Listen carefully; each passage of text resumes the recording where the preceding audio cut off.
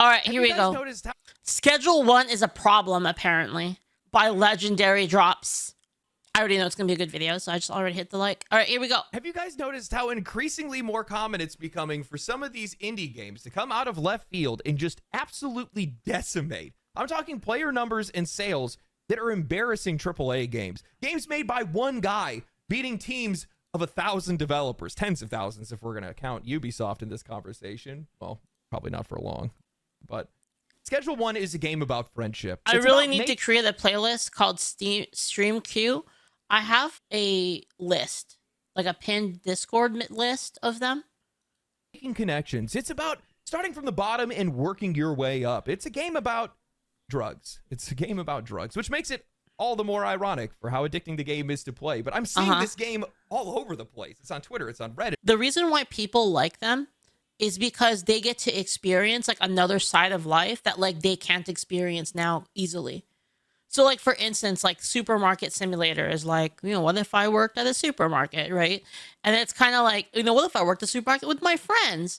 And like, I could pick what we stock and stuff like that. And it's like people like see that all the time, but they never get to experience it. And that's why like things like Farming Simulator do really well. And again, it's the same thing with drugs. Like a lot of people are like, you know, what if I did sell drugs? Like, what would it be like? And that's kind of why people play these simulation games.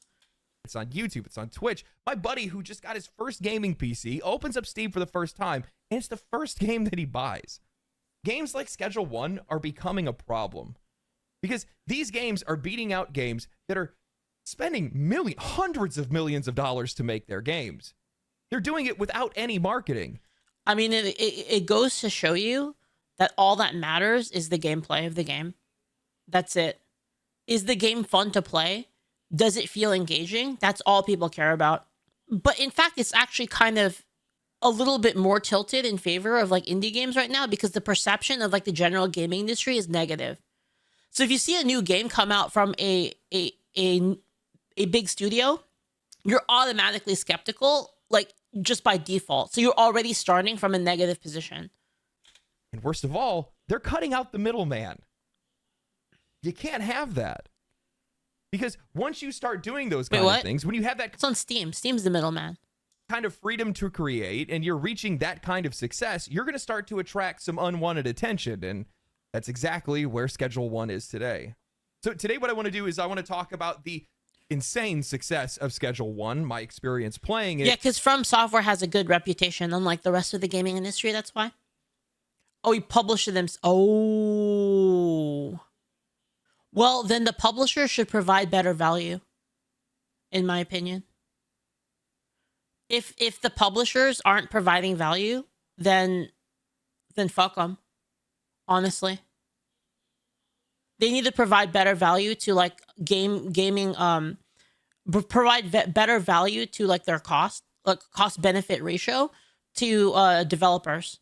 Otherwise, they get fucked, just like everyone else. Why are they special?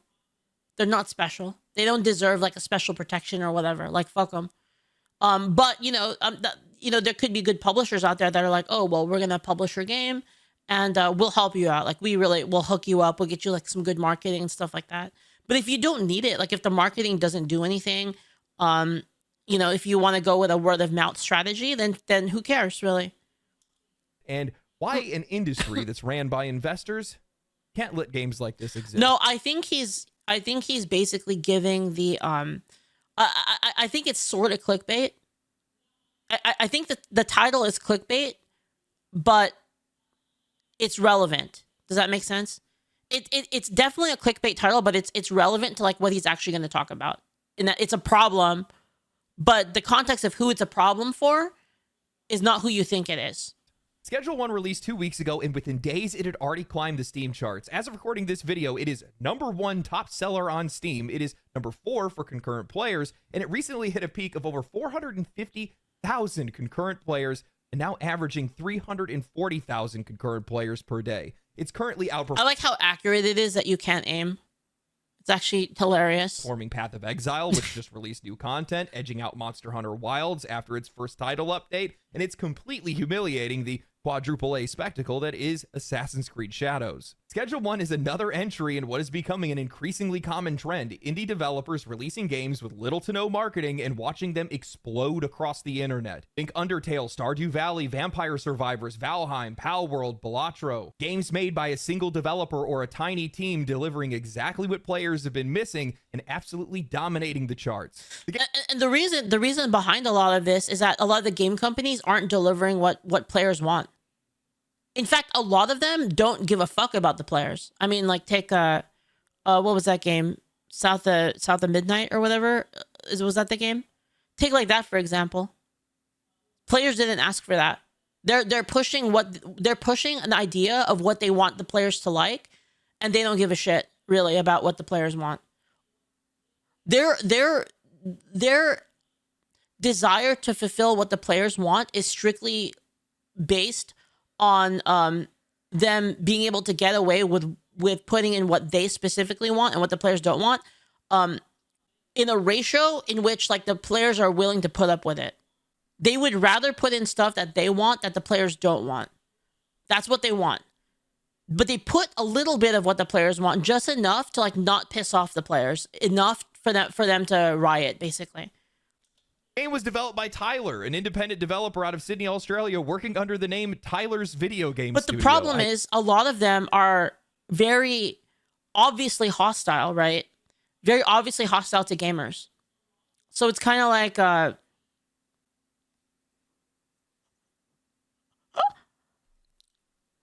yo, I gotta watch that, Julio. Oh my god. I laugh every single time I read that. Oh my god. Tyler handled nearly every aspect of the game himself, designing the game, programming it, systems, and the art, but he had some help with collaborators like Kay Sewell, who's the one that composed the game's catchy soundtrack. Seriously, I've been jamming that music in the background while I've been writing now, and Cody 2, who created some of the game's graffiti. Now, despite its niche, the game has resonated with an enormous audience, and I think part of that has to do with the genre. Schedule 1, at its core, is just a crafting sim. You start with nothing, and you work your way up through progressively more complex crafting systems, increasing your wealth. Let me know if it's worth watching, Julio. Let me know. Unlocking more neighborhoods and expanding your influence. It's a familiar loop, or one that I've definitely I want to watch it on quite a lot with games like Terraria, Valheim, Enshrouded, or Minecraft, but Schedule 1's twist is the plot. You're essentially a small-time dealer growing your own product, refining it, selling it, and building out a crew to be able to help you scale out. I've personally sunk over 50 hours into the game now, and I've nearly unlocked everything short of the final neighborhood. And I'm completely sold. I keep playing the game every chance that I get. I love games like this, open-ended crafting sims where you get to define the pace yourself, experiment with systems, and you get to feel like your time that you're investing into the game directly translates to actual growth within that game. You can be methodical, you can squeeze every little bit of value out of all of your resources, or you can brute force your way through, scaling up as fast as possible. Hell, you can even automate the entire process, so the game basically just plays itself. It's up to you. Don't laugh at me for getting technical, but what I think makes this game really special is how seamlessly it transitions between its two core gameplay loops, production and social progression. The first loop, growing and crafting, is simple at first. Plant a seed, water it, harvest the flower, but over time you start to get access to additives, fertilizers, environmental controls, and scalable infrastructure. Every plant then has its own unique traits, cost, potency, NPC demand. Then comes in the mixing system where you can start to enhance products with different effects, like making NPCs shoot out lightning. Basically, it just has a lot of gameplay. It has a lot of gameplay that makes you feel like you're actually making something. A lot of these kind of simulator games, like they just give you like a one button click sort of crafting thing. This thing really lets you feel like you're involved and that you're actually you're creating something. Walk around on clouds or turn them into aliens or zombies. It's ridiculous, but it serves a purpose to increase the product's price and its appeal to your customers. I found myself lost here for hours experimenting with different mixtures and different orders of those mixtures and different effects that they could have, and now I have an 8-buff recipe, completely automated, and it's listing the product for over $1,000. What? That feels good. Which then that brings me to the game's second loop, networking, and as your operation grows, you start to target different specific NPCs based on their preferences. You start to build rapport, earn trust, unlock new customers, recruit new crew members, and eventually get access to new suppliers that are going to boost your overall... I think we're only at like, what, 175 or something right now? ...operation. It's a system that blends an emergent strategy with good old-fashioned trial and error, and it's surprisingly deep. Look, I'll be honest with you guys. I completely assumed that this game's popularity was mostly due to its shock value. It's not every day that you see a game about selling powder and flour to cartoon NPCs become a top seller, but the longer I played, the more I realized how satisfying all of its core systems really are. It's not just the subject matter, it's how involved you are in the process. And honestly, I think that's something that a lot of modern games have largely forgotten. In a lot of ways, the game actually reminds me of all the things that I really loved about Kingdom Come Deliverance, which is a crazy comparison to make when you think about it. But when you're crafting a potion in that game, you're picking the herbs, you're grinding them manually, you're boiling them, you're maximizing your yield based on real 1.6 rule, I don't. You're smithing swords with a hammer and timing it perfectly. You're controlling the temperature. You're properly sharpening weapons. Oh, wait, what? You can do this in Kingdom... I'm gonna play this game. You're controlling the temperature. You're properly sharpening weapons. This game makes you feel like you're doing that sort of work. That's what I said, right? It's like its goofy presentation. It's like you feel like you're doing it here. You're adding ingredients, you're testing combinations, you're watching the effects, packaging your own product, and you're hitting the streets to make sales. The feedback loop is immediate and immersive, and it's not about watching a progress bar. It's about feeling like you're actually earning something by doing it. And it never loses its charm. The art style is crude in a deliberate way, full of absurd and surreal-looking NPCs with exaggerated animations. You're hiding in dumpsters. The game's fastest vehicle is a golden skateboard, and you're brewing concoctions that warp the laws of nature itself. But underneath all of that madness is a tight, responsive, and deeply satisfying gameplay loop.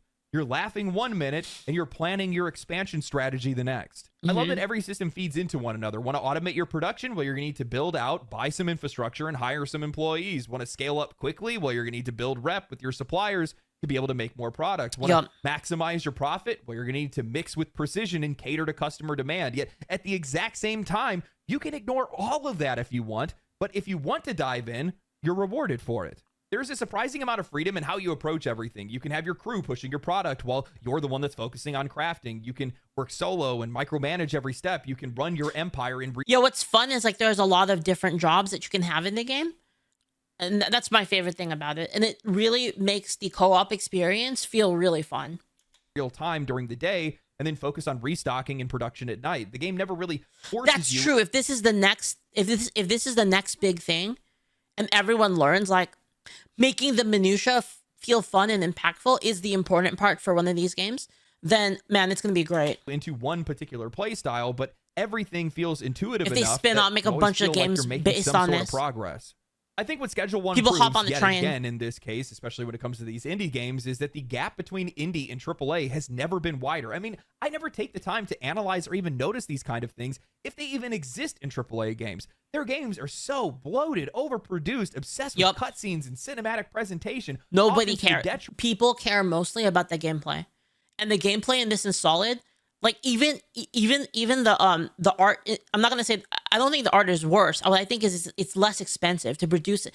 This art is much less expensive to produce than than like a hyper realistic, like highly textured art. Like this looks really good.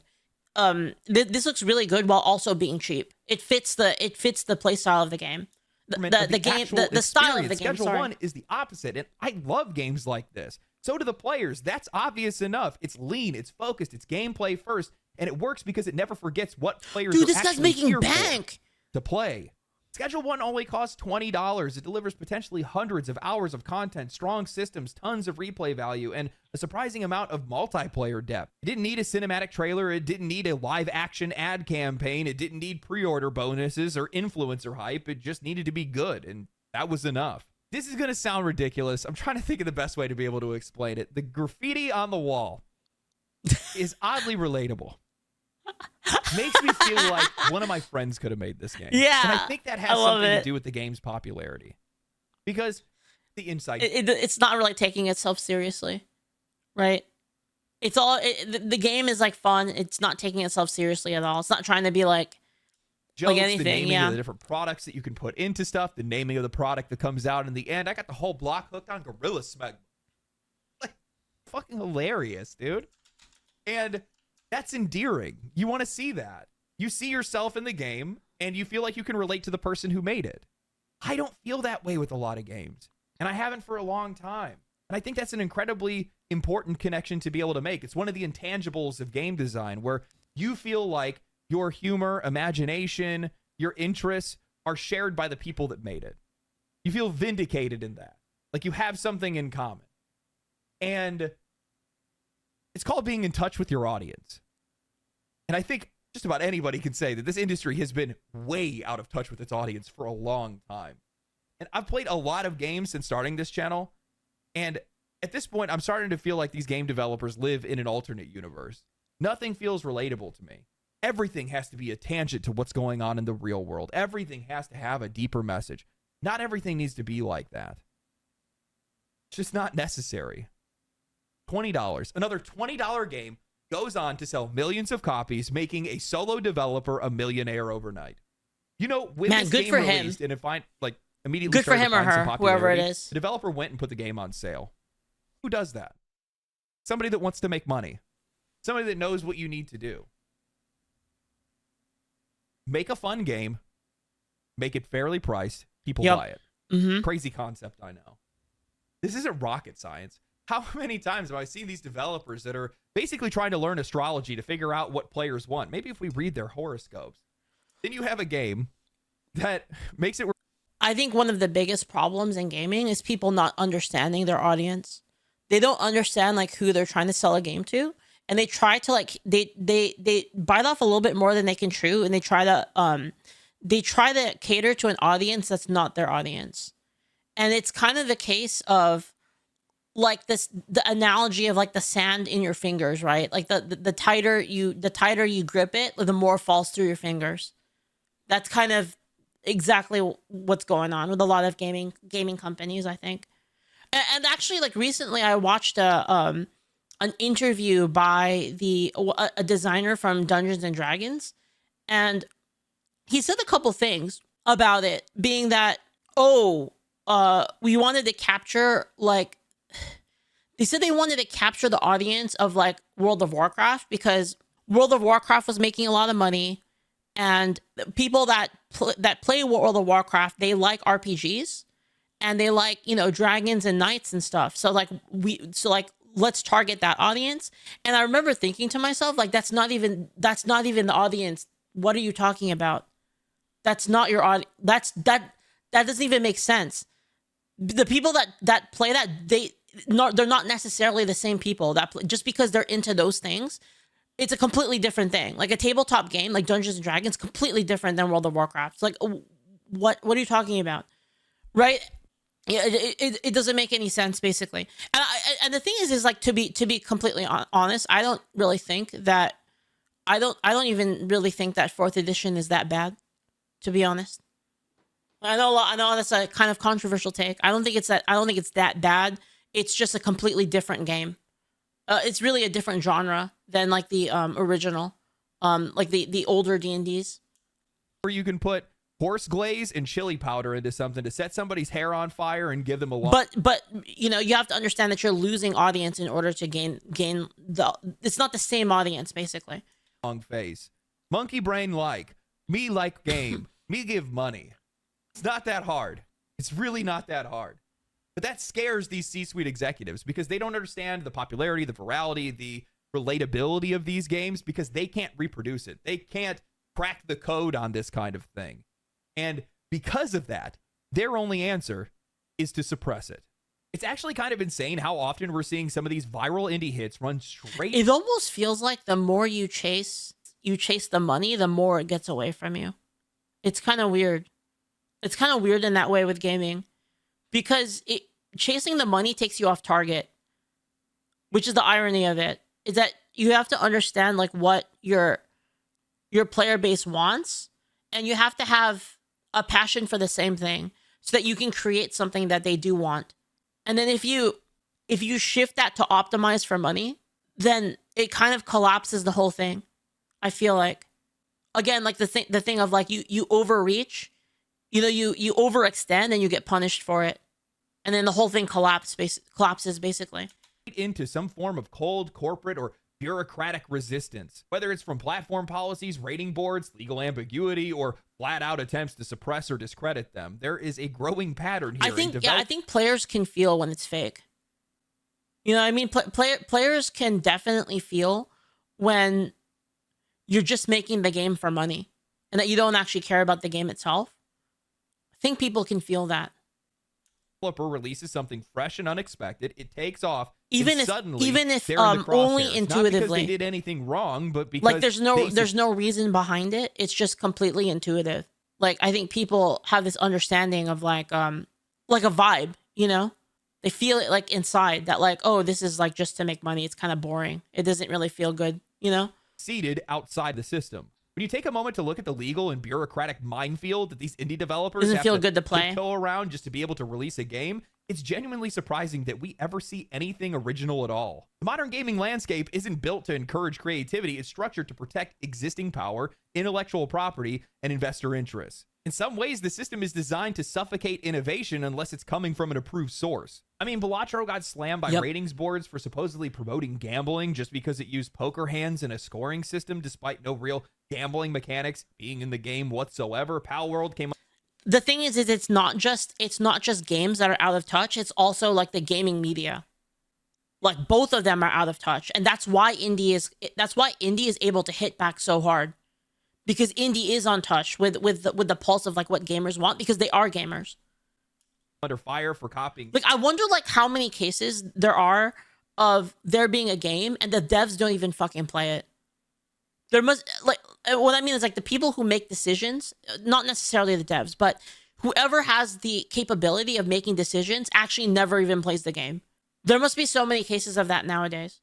Pokemon, even though the gameplay is wildly different because Nintendo's patent net is so wide that even breathing now seems like it's lawsuit worthy. I mean, while in litigation, like I can tell you personally, like when I started playing, and you actually can see this from like the patch notes. So I've always DM'd my own game. I've never like played it. I played it as a player, and instantly there was a bunch of patch notes, wasn't there? Wasn't there, guys? It's like once I started playing, I started making it thinking of like how I'm gonna make a character. I just started patching stuff because like yeah that needs to be fixed. This needs to be this feels kind of bad. I just started fixing everything basically, and that's what happens when you play your own game.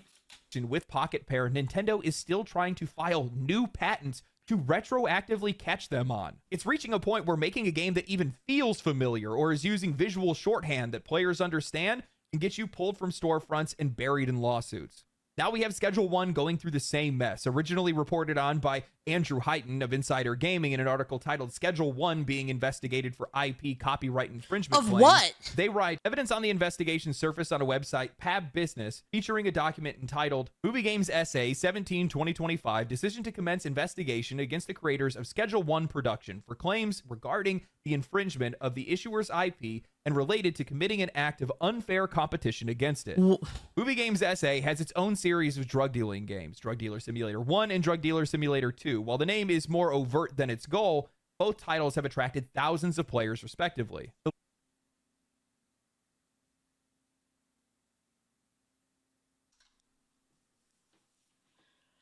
Oh, I can't say it. Oh, but I want to, but I can't.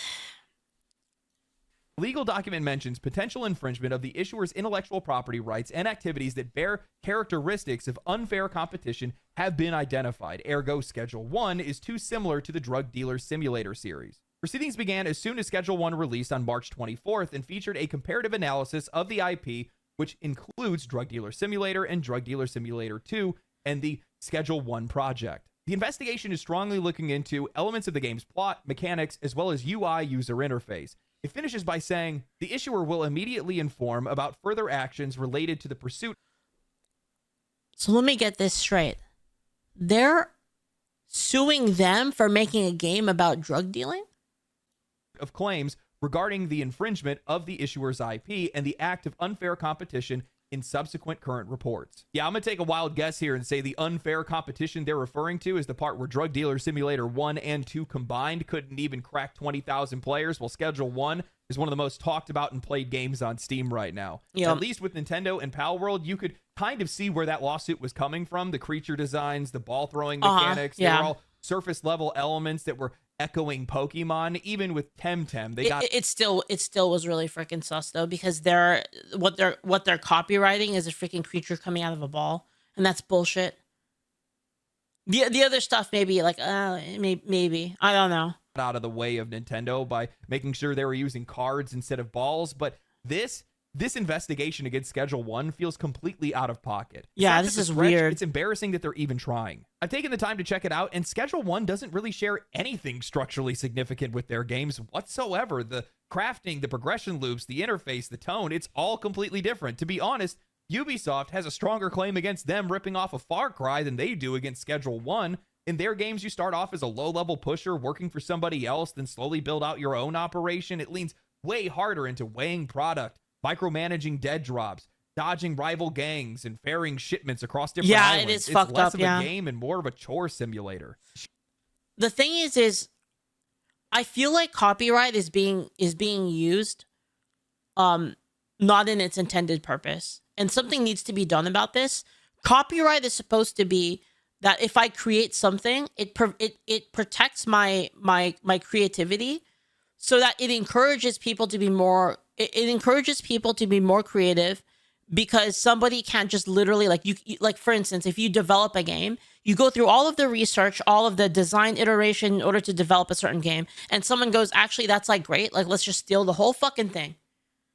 Let's steal everything from it and just like copy paste the game with like our own characters. That can lead to it being actually better to be second. Does that make sense? Because you let somebody else do all the development, then you rip off their stuff, and then you make it, and then you can use your development to make it a little bit better while the other person's gassed out already, right? And that is a problem, right? But in this case of like throwing a ball, right, that doesn't do anything. How is that actually stifles like more creativity, which is the opposite of what you want out of copyright law, right? You want people to be more creative and to innovate. And Pal World did innovate on the whole Pokemon thing, obviously. So to call it really, like, could it be legally right? It could be, but I don't think that's the original intention of the law. Sure, they both have similar themes, but if having drugs as your premise is going to be the trigger for legal action, by that logic, are they going to go after Breaking Bad next? After news of the investigation broke, media outlets jumped the gun and ran with headlines saying that Schedule 1 was facing an active lawsuit. The internet then did what it does best. Players flooded Drug Dealer Simulator 1 and 2 with negative reviews, dragging the game into a storm that they weren't ready for. In response to this, the developers posted a statement on Steam clarifying the situation. To paraphrase a little bit, they're saying that there is no lawsuit, that they're not trying to shut down Schedule 1, and the investigation was only launched after repeated comparisons between the two games raised concerns. Since Movie Games S.A. is a publicly traded company, they claim that they are legally obligated to investigate potential infringement and disclose it through proper stock market channels, ESPI. The media then picked it up from there, and the story spiraled out of control. They also then clarified, saying that the developer of Drug Dealer Simulator, Byte Runners, isn't involved at all. It's strictly a publisher-level decision. The post then closes with them insisting that there is no bad blood and that they even sent Schedule 1's developer best wishes before the game blew up. But whether it's legal obligation or damage control, it's clear that this isn't the kind of attention that they were expecting. And this is where things get really weird for me, because there was a second response, and this time gamers are so fed up with this shit. It was from the actual developers at Byte Runners, where I think the first response was actually written by their publisher, and it's kind of a plot twist. In a statement that they posted on Twitter, Rafal, the CEO and developer of the Drug Dealer Simulator series, basically said, "We had no idea that this was happening." According to him, the development team wasn't informed of the investigation at all, and they only found out when the story blew up online, claiming that they were just as blindsided as everyone else. He writes, "In light of the recent Movie Games versus Schedule 1 legal investigation controversy, I would like to state that we, Byte Runners, the development studio behind Drug Dealer Simulator series, do not have any ill intentions towards neither Schedule 1, TVGS, or the game community. Actions taken by our publisher, Movie Games S.A., are a part of an internal policy and business interest,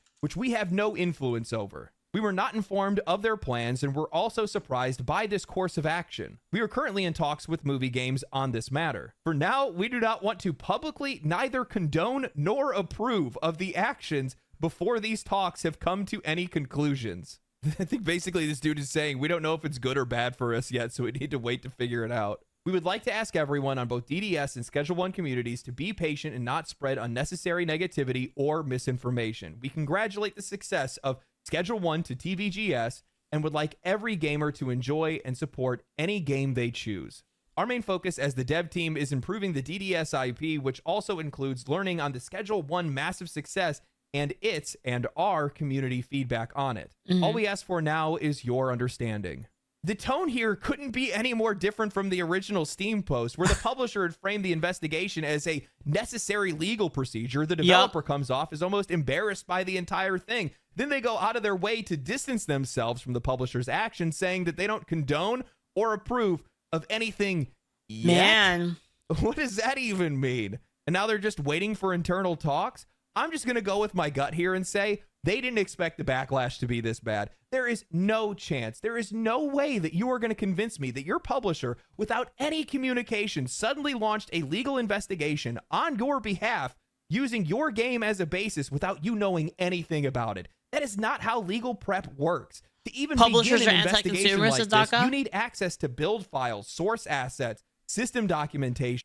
Publishers basically exist as a resource to help. They help smaller developers to be able to navigate the world of getting your game out there, getting it known, and getting it up on various platforms. That's the whole reason for their existence, and they're not inherently a bad thing. Like, there are many cases in which if you're a smaller developer, you don't have the money to actually have someone do that. A publisher could help you with that. So they're not always bad. It's just, it seems like a case of the publisher is very greedy, basically. Something from the development team to be able to make the comparisons necessary for a legitimate IP case. So either I absolutely can believe that the publisher launched this without the dev team knowing. I can see that too, actually, Mr. Thinker. True. That is a possibility. And now you're walking it back, or your publisher went rogue and dragged you into a legal case without any warning and snuck into your office and stole the files. Neither one of those look very good. And even if for whatever reason Byte Runners wasn't involved in this decision, I'm sorry, this is what comes with the territory when you sign up with a publisher. Tyler didn't. He developed and published Schedule 1 himself.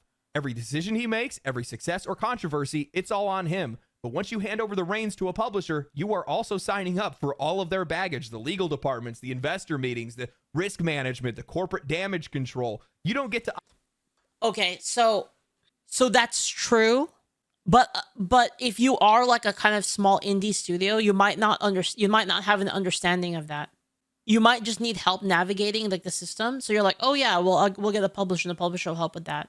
And you can chalk that up to like bad luck or whatnot. But I think, is it really the dev's fault if that happens? I think at most it's neutral.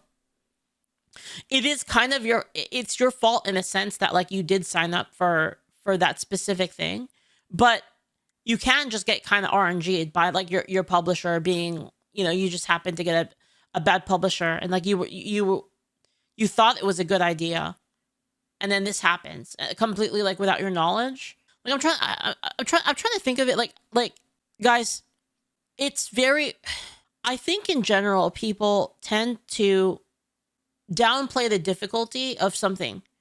And a lot of the times people don't have kind of the all-encompassing skills to get something to happen, and they need help. So you'll hire somebody from, that is an expert in whatever field that you're not an expert in. And you'll hire them because that's a lot easier. It's not really an issue of ease, but it's going to take up your time, right? So say like you're a game designer, and like I have a lot of great ideas for my game.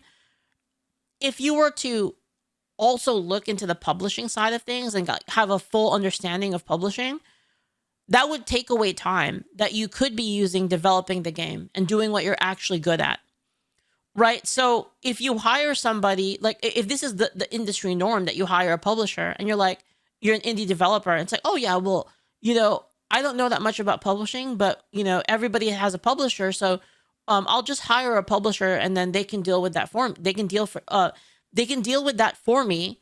They'll take a cut of my product, obviously, but I can focus on what I truly love, what I'm truly passionate about, where I really give value to the game. I can keep working on that. And is it really their fault if the publisher goes out of control? Like, it seems like, I think it's unfair to wholly place the blame on them, basically. I think so. I'm trying to be fair. As a person who understands, like I understand this, like, as a business owner myself and as a game developer myself. How would I handle it if I were in their position, right? And I feel like I might have done the same thing of, oh, well, I don't want to deal with that shit. So I'll have somebody else deal with the publishing stuff because that's a pain. I don't want to think about that. I want to think about making my game as good as possible. They should do some basic research and some due diligence. Sure, you could always do better, right, Alex? We can always do better and always do more. But even that, like every minute you spend looking into a company, looking how to navigate all this, that's all time that you're not spending on working on the game. You don't hire a publisher, that you sell it to a publisher. I think it depends. I think it depends, Stanzaga. Like, there's probably like some percentage thing going on.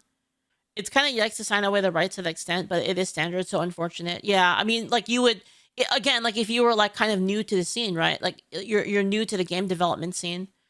You see that's what everyone else is doing, so you're like, oh, that must be the right thing. And again, you're like, oh, I don't want to deal with that.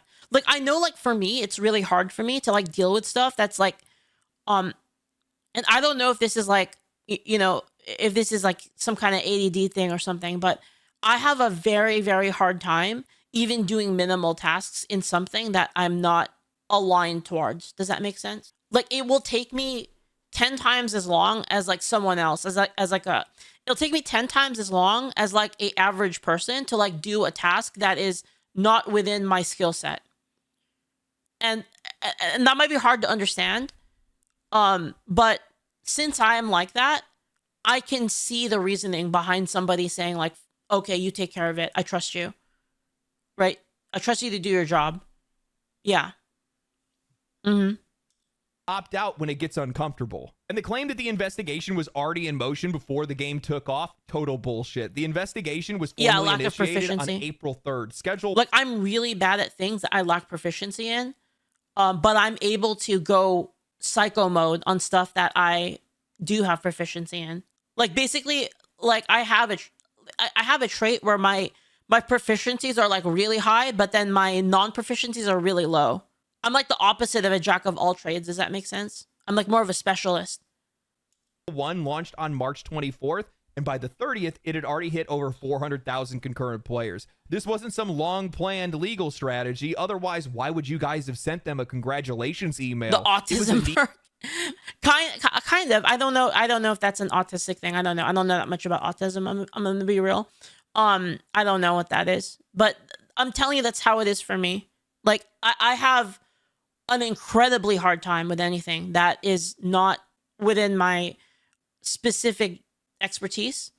And what I tend to do is I'll get something that's not within my expertise, and I'll immediately try to hire somebody to take that over, so I don't have to do it, because me doing that is like wasting time, essentially. The best way to explain it is I can work on game dev like with insane levels of like as long as I have creative tank, I can really work on something like crazy hours without even thinking about it. Like, time will just evaporate and like I will get things done. But if it's something like I'm not super proficient in, like, say, like rough mechanical mathematical calculations, it will take me like 10 times as long to do something like that. And so I'm wasting time. Does that make sense?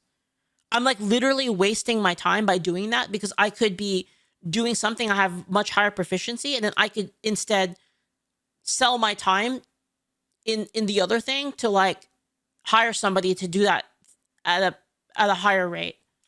Knee-jerk response to getting blown out of the water. I don't know about you guys. Am I shy? I'm really antisocial. Iridescent. Like, I don't go outside, basically. This looks like a textbook case of a publisher, and more likely their board of directors and shareholders, panicking over the fact that the game that they backed didn't deliver, while a solo developer just ate their lunch in broad daylight. So now they're trying to claw back some relevance and revenue through legal pressure instead of actually trying to make games that people want to play. It's all retaliatory. It's all bitter, and it reeks of a system that sees creativity as not something to nurture, but something to control. Now, I actually posted this in a response on Twitter to the Byte Runner CEO's letter to the players, but I basically said, yeah, this must suck to be completely powerless in this situation, but this is exactly what you signed up for. And honestly, the more that I think about it, this probably explains why so many of these self-published indie games are blowing up, while these smaller studios tied to these tiny publishers are scraping by. Creative freedom, no bureaucracy, no boardroom full of guys in suits that are second-guessing your every move just to develop. That's why I'd never, the price would have to be ridiculous in order for me to actually sell anything that I'm working on, like any of our it would have to be like so insane that we would be like, okay, we can rebuild the studio, but better with that money. It would have to be an insane amount. Otherwise, like, there's no way we would do that, because I wouldn't want anybody like messing with our shit, basically. Developer and an idea. And honestly, that's probably because anyone like telling us what to do is gonna completely fuck up our like fuck up the vibe and the I don't want any retards having to say. The conversation that we really need to be having here, because this isn't just about one game or one legal spat. There needs to be a bigger push towards independence in video game development. Too many of these publishers aren't interested in creating anything. They don't build worlds, they don't design mechanics, they don't tell stories. What they do is manage, and in that management, what the fuck, you can go back there? They influence the industry more than they contribute to it. Their primary goal isn't to support creativity, it's to control outcomes. They want to shape trends, shape players, shape spending habits. And when they fund something, that comes with strings attached, strings that always pull in the direction of risk aversion or maximizing profits. Sure, publishers offer funding and infrastructure, they offer visibility, marketing pipelines, access to networks, but it comes at the cost of freedom, of voice, of innovation. How many times have we heard stories about developers that were pressured into adding in microtransactions that they didn't want to put into their game? Or how many times have we heard about games that were forced to pivot towards live service even when that didn't fit their vision? These decisions... I now understand, by the way, why everyone told me not to say our game was live service. When I said that our game was live service, I meant we keep updating it. And people were like, don't use the term live service. I was like, why? That's what it is. And they're like, don't say that. And I was like, okay. Things rarely come from I the get it now. I understand. Themselves. They come from people upstairs, people staring at spreadsheets, not playtests, people who see creativity as a variable that needs to be managed, not a driving force. From my perspective, I mean, it is though. Like I don't think that live service in of itself is a bad thing. I think it's just the way that people use it is really toxic. Like for us, when I say that like our TTRPG is live service, I mean that we patch the game every couple weeks, every month, like at least once per month, we patch the game with new content. And it's free. No one has to pay for it.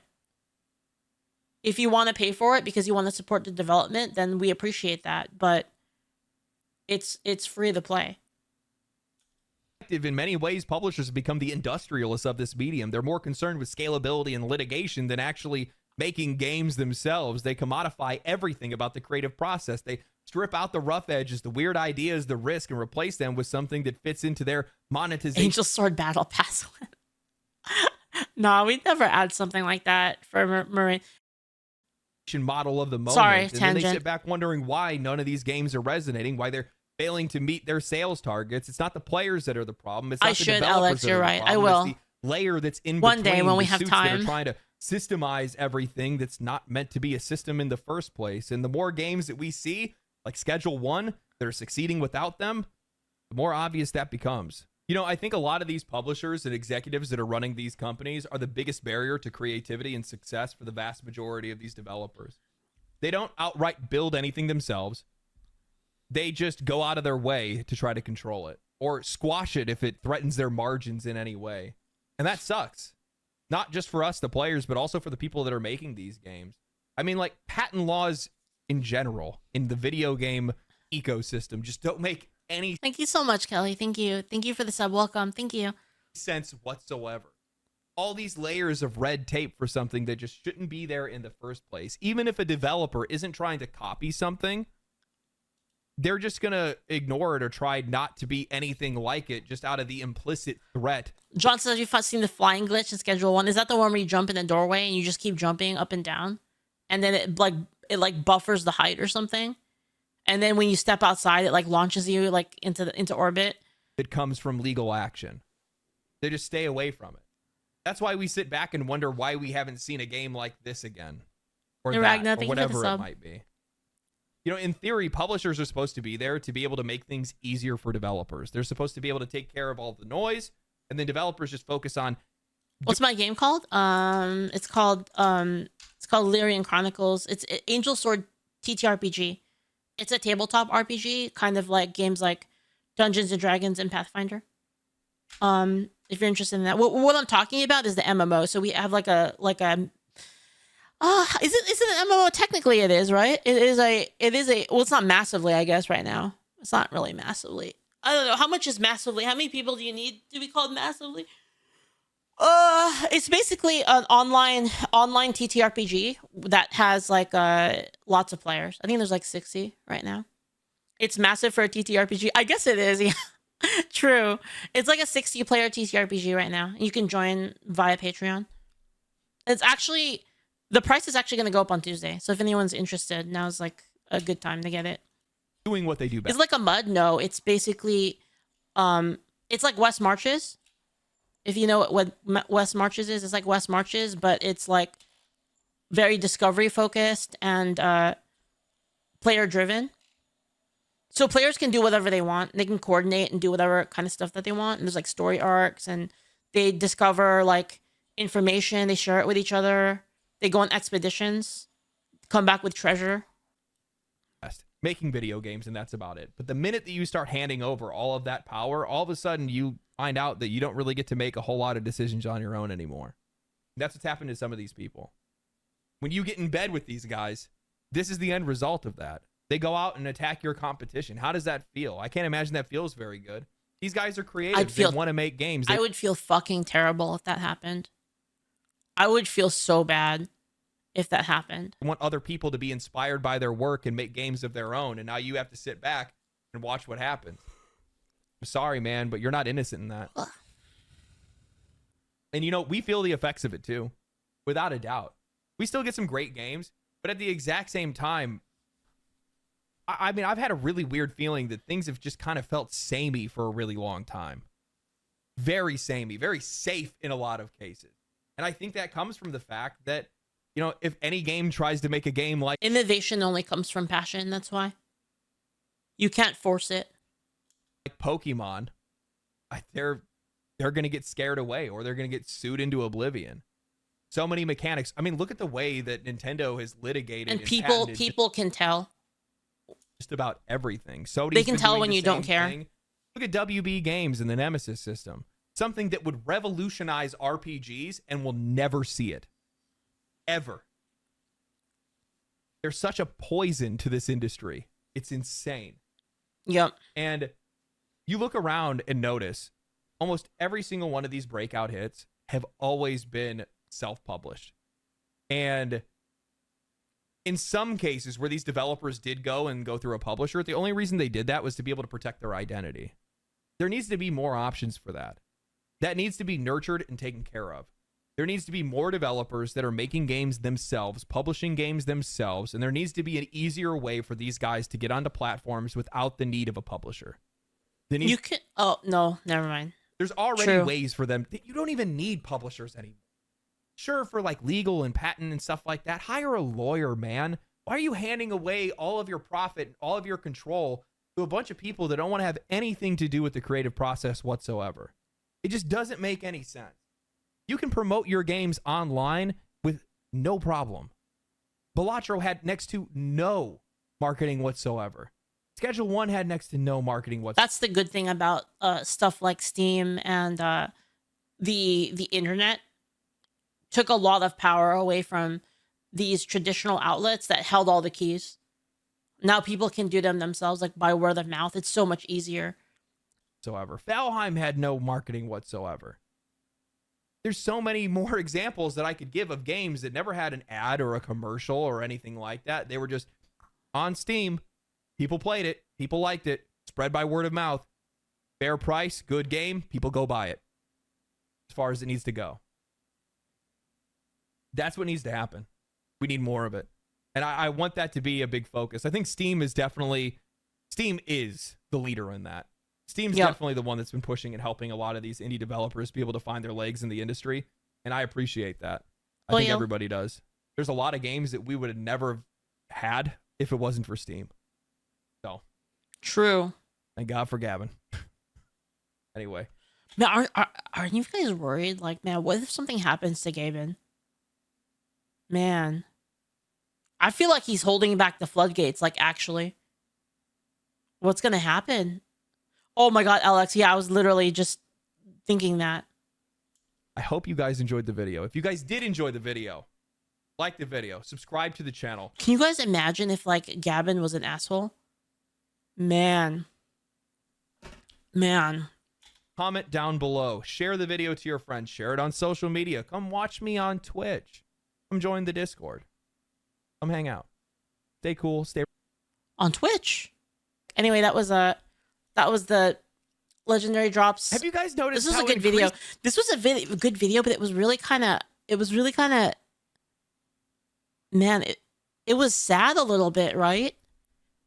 The video was a little painful, you know, not in a bad way, but in like the industry is man.